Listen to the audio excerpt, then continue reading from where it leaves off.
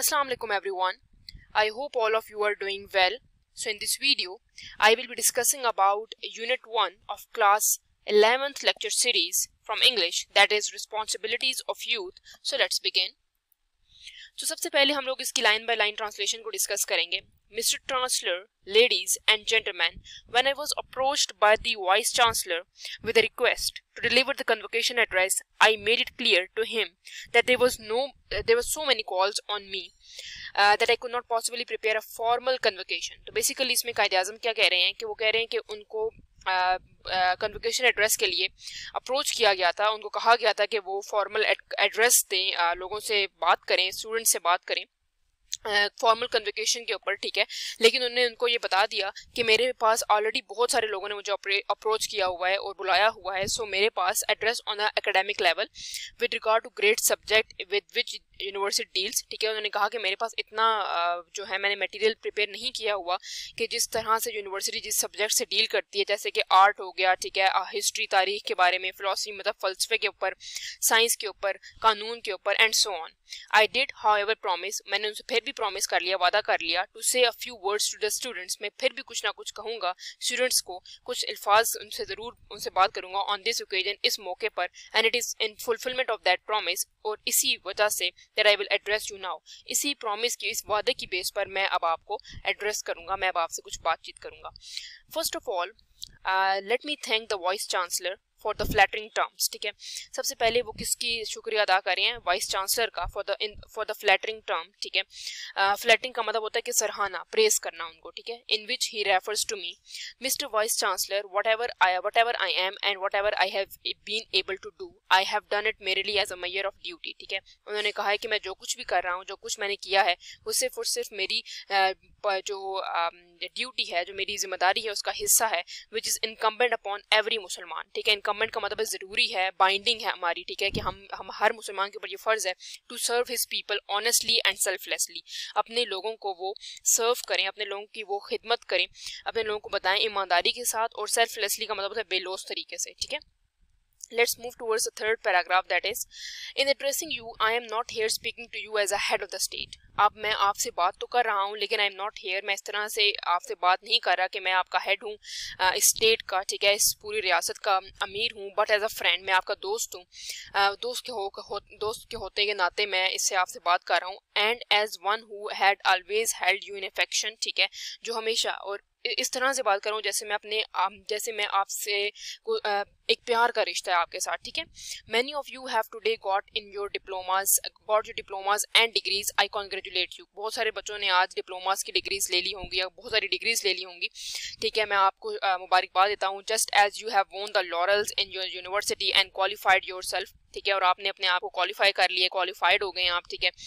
So I wish you all success in wider and larger world that you will enter. अब मैं आपको success, कामयाबी के लिए विश करता हूँ, ठीक है, ताकि आप इसके अंदर जो अगला आने वाला वक्त है और अगला आने वाला दौर है उसके अंदर आप इजीली इंटर हो सकें, दाखिल हो सकें. Many of you have come to the end of your scholastic career, बहुत सारे बच्चे जो हैं वो अपना कैरियर जो है वो ख़त्म कर रहे हैं, जो पढ़ाई वाला कैरियर है, and stand at the threshold of life, और आज वो एक ज़िंदगी की एक दहलीज पर खड़े हुए हैं.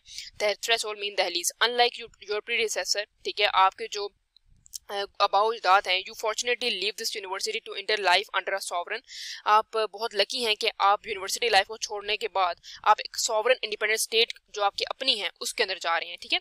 It is necessary that you and your other fellow student fully understand the implication of revolutionary change took place on the birth of Pakistan. आप और आपके जितने भी जो दोस्त हैं उनको ये जानना चाहिए कि क्या इम्पैक्ट्स हुए हैं, क्या इम्पैक्ट्स पिछले कुछ अरसे में पड़े हैं, क्या रेवोल्यूशन आई, इनकलाब आया, और जो क्या चेंज आया है, ठीक है, took place on the birth of Pakistan, Pakistan की पैदाइश पर, ठीक है. We have broken the shackles of slavery, हमने तोड़ दिया है किस चीज़ को? वो कह रहे हैं कि आप गुलामी की जो जंजीरें हैं, ठीक है, उसको आप तोड़ दें, ठीक है, जो शैकल्स ऑफ स्लेवरी, ठीक है. We are now a free people, अब हम लोग बिल्कुल ही फ्री हैं. फ्री मतलब आप को आज़ादी मिल चुकी है, ठीक है. अवर state is our own state, हमारी रियासत हमारी अपनी रियासत है. अवर government is our own government, हमारी हुकूमत अपनी गवर्नमेंट है. ऑफ द पीपल, हमारे लोगों की, responsible to the people of the state, और हम लोग रिस्पॉन्सिबल, हमारी जिम्मेदारी है सिर्फ अपनी स्टेट की, and working for the good of the state, ठीक है, और हम लोग किसके लिए काम करें? अपनी स्टेट की, अपनी रियासत की अच्छाई के लिए काम कर रहे हैं, ठीक है. उसके बाद हमारे पास नेक्स्ट पैराग्राफ आएगा freedom. let's move towards the next paragraph, that is however does not means license. freedom का, आज़ादी का मतलब ये नहीं होता कि आपके पास कोई लाइसेंस है, आपके पास कोई लीगल डॉक्यूमेंट मिल गया. it does not mean that you can now behave just as you please and do what you like irrespective of the interest of the other people or of the state. ठीक है, इसका मतलब ये नहीं होता कि आप जो जैसा चाहो जैसे चाहो आप वैसा बिहेव करो, जैसे चाहो वैसे जिंदगी गुजारो. ऐसा नहीं होता. और बगैर किसी के इंटरेस्ट के बारे में, बगैर किसी के एहसास के बारे में सोचे बगैर, अपनी स्टेट के बारे में सोचे बगैर आप वैसे आज़ाद नहीं हो. ठीक है, आपके पास लाइसेंस नहीं मिल गया आपको इस चीज़ का कि आप किसी को हर्ट करो या अपनी स्टेट के खिलाफ जाओ. ठीक है, great responsibilities rest on you and on the great responsibilities rest on you and on the country now more than ever. अब आपके ऊपर बहुत ज़्यादा रिस्पॉन्सिबिलिटी जो है वो आ गई है. ठीक है, और पहले से भी ज़्यादा आ गई है. It is necessary for us to work. अब हमारे लिए ज़रूरी है कि हम काम करें एज अ यूनाइटेड, मुत्तहिद होकर एंड डिसिप्लिन नेशन. ठीक है, और एक पंक्चुअलिटी हो, एक डिसिप्लिन हो आपके अंदर. ठीक है, what is now required of us all is constructive spirit and not the militant spirit of the day when we were fighting for our freedom. हमारे लिए अब क्या ज़रूरी है इस वक्त? हमारे पास ज़रूरी है कि हमारे पास कंस्ट्रक्टिव स्पिरिट हो, तामीराती स्पिरिट हो, नॉट द मिलिटेंट स्पिरिट. ना कि हमारे पास फौजी जो जिस तरह से काम करते हैं, हर एक को मार धाड़ करना या हम लड़ाई झगड़े करना इस बात पर मुल्कों के दरमियान में. ठीक है, तो वो स्पिरिट हमें नहीं चाहिए. ठीक है, फाइटिंग फॉर अवर फ्रीडम, अपनी आज़ादी के लिए. ठीक है, तो so what is required of us all is constructive spirit. ठीक है, कंस्ट्रक्टिव स्पिरिट मीन्स कि उन्होंने कहा तामीराती हमें स्पिरिट चाहिए. ठीक है, इस वक्त. And not the militant spirit, मतलब फौजीदारी जो होती है वो मिलिटेंट स्पिरिट हमें नहीं चाहिए. Of the day when we were fighting for our freedom, हम अपनी आज़ादी के लिए लड़ रहे हैं. It is far more difficult to construct than to have militant spirit for the attainment of freedom. ये बहुत मुश्किल है कि आप तामीराती जो है स्पिरिट अपने अंदर लेकर आएँ. It is easier to go to jail. ये बहुत आसान है कि आप जेलों में चले जाएं और fight for the freedom और अपनी आज़ादी के लिए लड़ें than to run a government as compared to अगर इसी के बरक्स अगर हुकूमत चलाएं. Let me tell you something of the difficulties that we have overcome of the danger that still lies ahead. मैं आपको बताना चाहता हूँ कि कौन कौन सी मुश्किलात अभी भी हमारे सरों पर जो हैं वो चल रही हैं.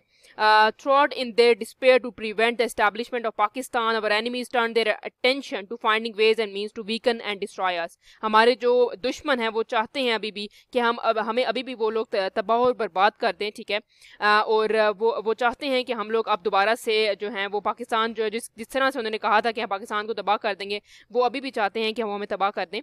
Thus hardly had the new state come into being when come the Punjab and Delhi Holocaust. Thousands of men and women, children were mercilessly butchered and millions were uprooted.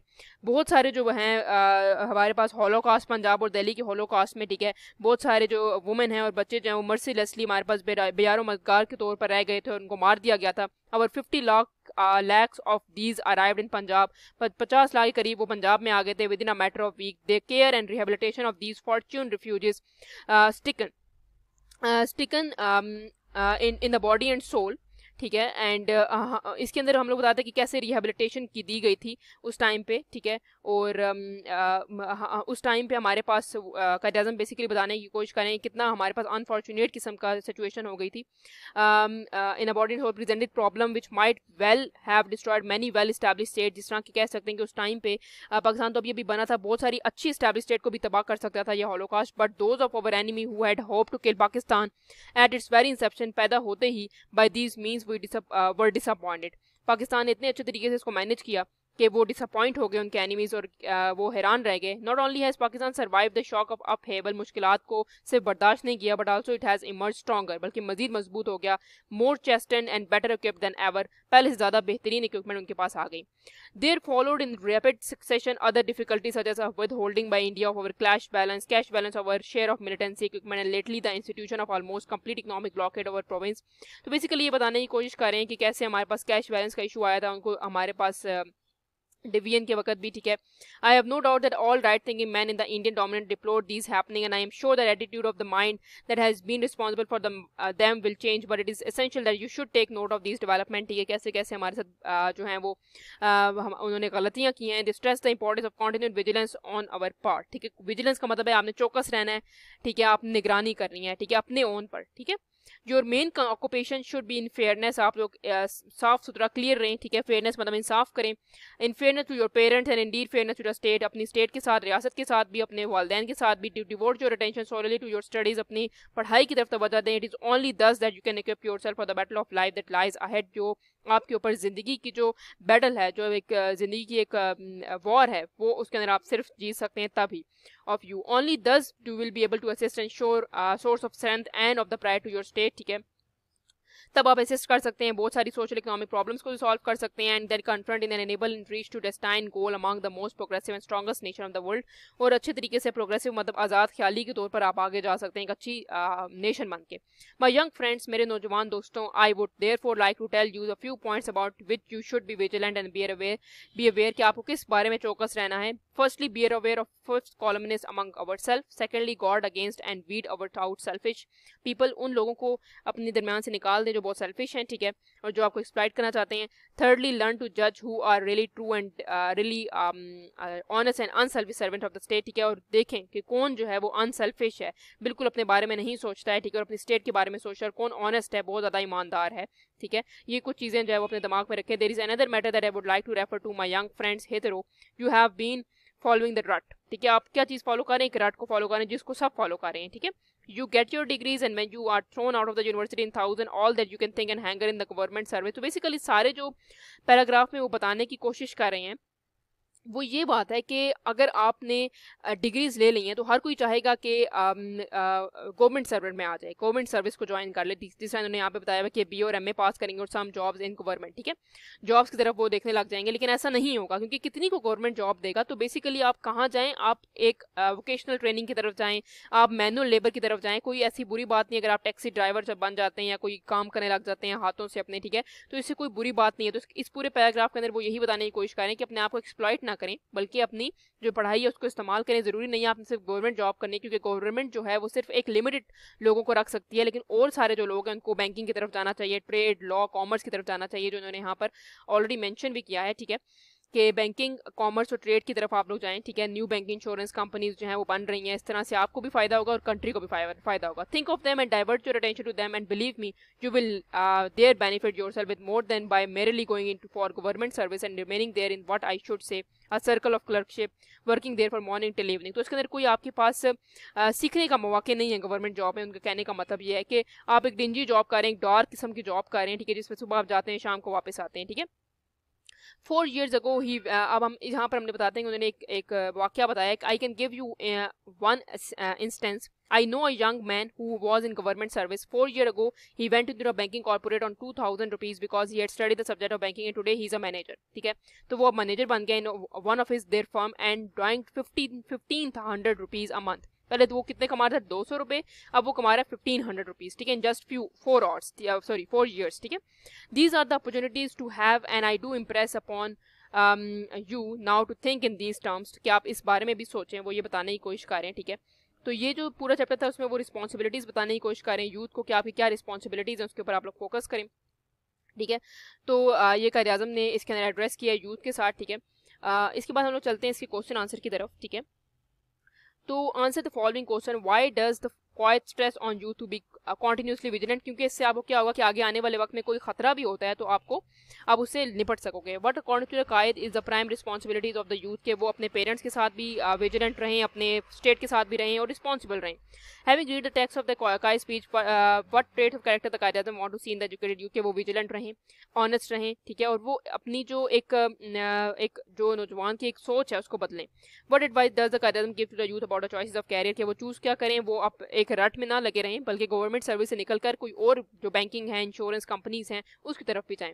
Compare and contrast the youth of today with ideal youth of Quaid-e-Azam as describe in speech, ठीक है। तो basically हम अगर compare करें तो हमारे पास ये है कि आज की जो यूथ है वो काफ़ी विजिलेंट है अपने कैरियर्स को लेकर, लेकिन एट द सेम टाइम बहुत सारी जो यूथ है वो अभी भी जो रट है उसके अंदर लगी हुई है, सिर्फ गवर्नमेंट सर्विस की तरफ नहीं जाती बल्कि कुछ ऐसी मैनुअल लेबर की तरफ भी वो नहीं जाती, वोकेशनल ट्रेनिंग नहीं लेती। तो इसलिए उनकी जो अगर कंपेयर करें हम लोग और कंट्रास्ट करें तो आज की यूथ पहली यूथ से बहुत बेहतर है, लेकिन at the same time training हमारे अंदर फिर भी लैकिंग है। Having read the text, in what's your views the possible role of youth in crisis management of the country? Crisis management में यूथ का बहुत इंपॉर्टेंट रोल है। ऑब्वियसली अगर वो लोग विजिलेंट होंगे, वो बी अवेयर होंगे अपने इश्यूज से, तो वो इजीली उसको कॉप अप कर सकते हैं, ठीक है। कायद से not only has Pakistan survive the shock of upheaval than ever, what upheaval he is talking about, he is talking about the upheaval of holocaust, Delhi और पंजाब का जो हॉलोकॉस्ट था उसके बारे में ये डिस्कस करें। So that's all from my side. If you have any queries you can ask me in the comment section. Please like, subscribe and share my channel. Thank you so much.